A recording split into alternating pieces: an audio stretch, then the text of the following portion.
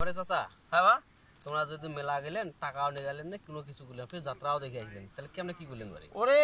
বাবা আর কই না আর খেলে ওইলে কথা শুনিলে মাথাটা কার ভালো লাগেছে নাই হাতত টাকা নাই এই জিয়ারুল ভাই ধরি গেল বাবা ভ্যানত করিয়া কালী মেলা বলে নিগাবে হাতত নাই টাকা গেইনু ও নিগিয়া চেংড়া খান তো নাই বক্সাল দিয়ে কুটে গেল চলে গেল নাই হিচিং কিচিং বাড়িবা কুটে গেছে নাই হয় নাই এলা যায় যাত্রা শুরু হয়েছে মনটা তো আর মানে না হাতত টাকা নাই কিছু নাই যাই যে যাত্রা যে টিকিট কাটে ওক জিজ্ঞাসা কোনো ভাইস্তা ঢুকা যাবে নাকি রে টাকা পয়সা তো নাই ও যে কোনো ঢুকা যাবে না যদি মাইকিং করিয়া পারেন তাইলে ঢুকবে নাইলে হবে না মাইকিংটা এখন কি করলেন তখন যেহেতু মাইকিং ছাড়া ঢুকিবা যাবে না তাহলে মাইকটা মুখতে দুটা কথা কইয়া দুই পারো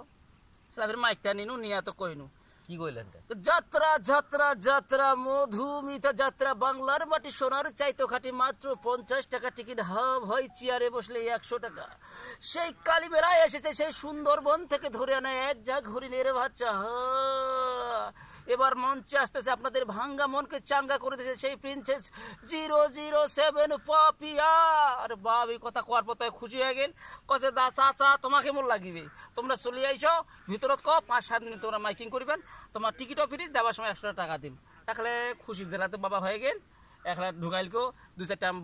মাইকিংও কইনু কইয়া তো পরে 100 টাকা দিল ওই খাই দাইয়া পরে সকালবেলা মুই চলে আসি।